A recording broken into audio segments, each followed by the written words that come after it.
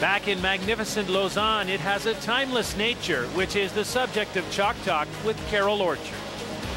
There's no better place than the threshold of the mountains to illustrate a fundamental element of gymnastics. Like the most impressive part of this landscape, many gymnastic achievements are monumental. They have an eternity about them.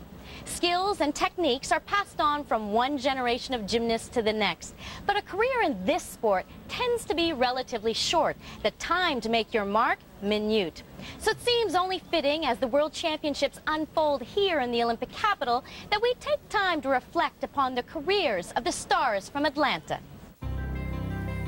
The enormous Georgia Dome. It had been a sparkling stage of achievement, a place where Ukrainian star Igor Korobchinsky bid farewell, but not goodbye. At these World Championships, he returns as a judge to evaluate his peers. The world and Olympic champion Li Shaoxuang of China did not intend to make Atlanta his finale. Serious injuries to both ankles have forced him to contemplate retirement. Vitaly Sherbo will always be a commanding presence in this sport. He continues to support his team from Belarus and his best friend, Ivankov. We may not have seen the last of Sherbo. He's thinking about Sydney. The Magnificent Seven wrote Atlanta's golden story. J.C. Phelps is here in Switzerland and has eagerly joined the show tour. Dominique Dawes dazzled crowds at the Games. Now she's a hit on Broadway as a cast member of the musical Grease.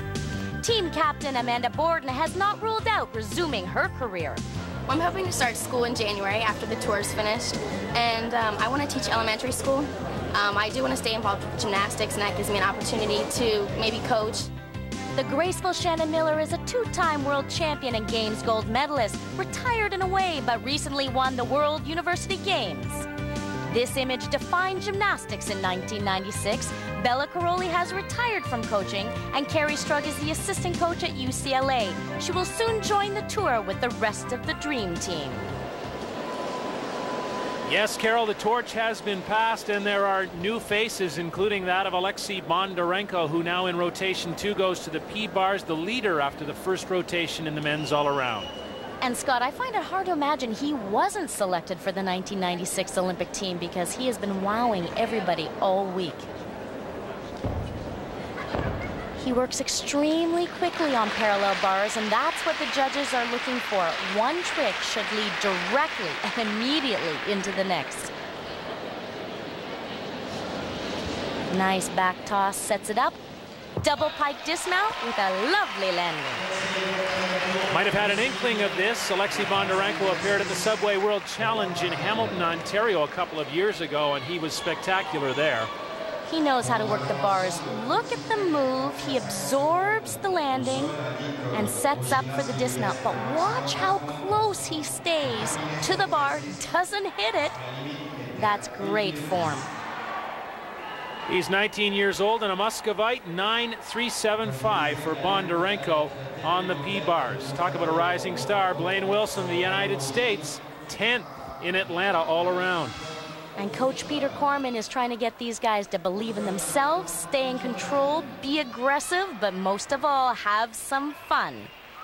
Blaine seems to be doing just that. That was a great handspring front 1.5.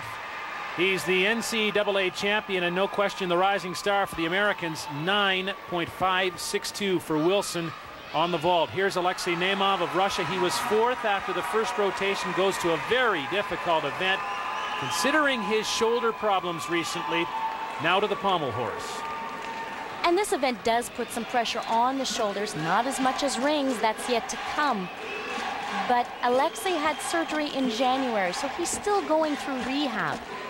But he looks very strong on pommel horse now. What you won't see from Alexei is intricate single pommel work. This is not his best event. What he wants is a solid score to continue the all-round competition. Beautiful, full spindle.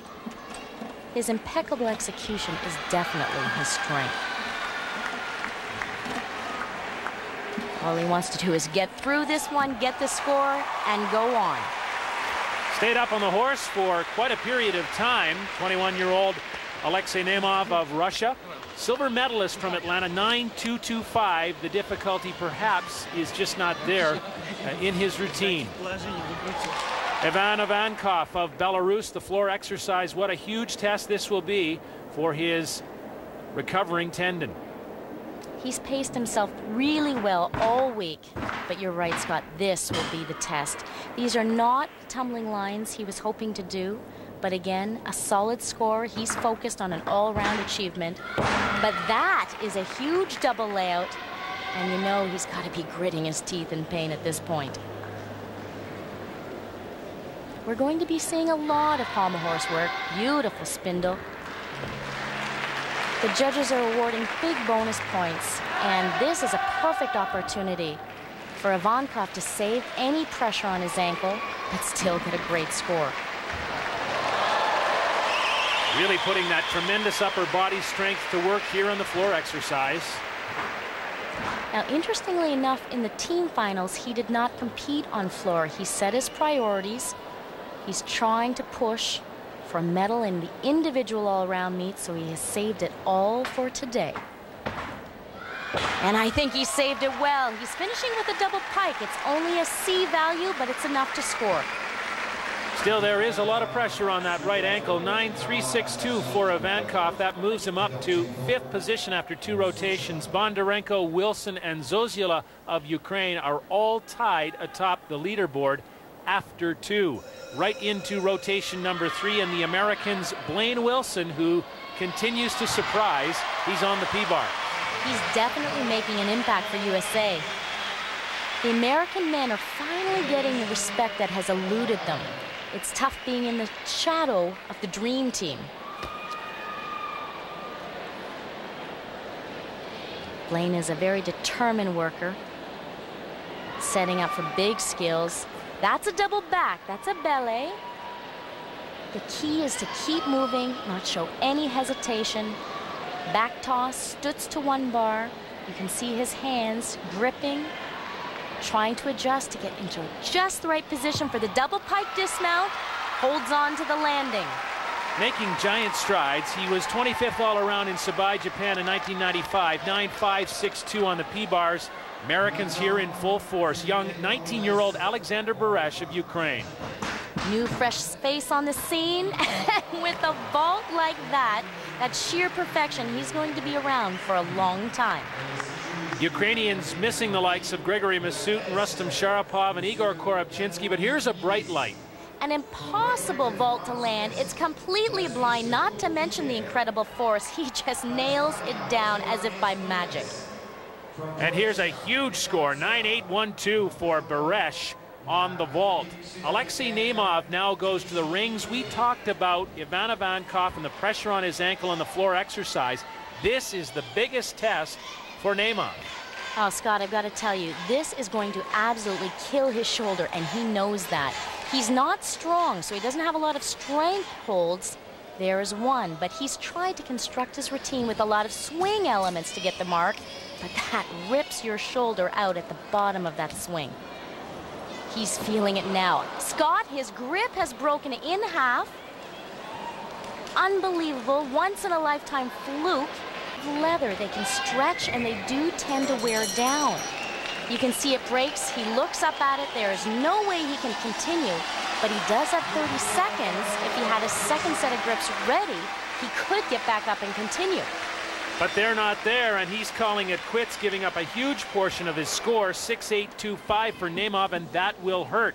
Zhang Jinjing of China on the pommels. Now, the Chinese have been struggling in individual competition. Boy, have they ever. Just bending knees like that is so uncharacteristic of this strong Chinese team. They literally blew everyone off the floor during the team finals.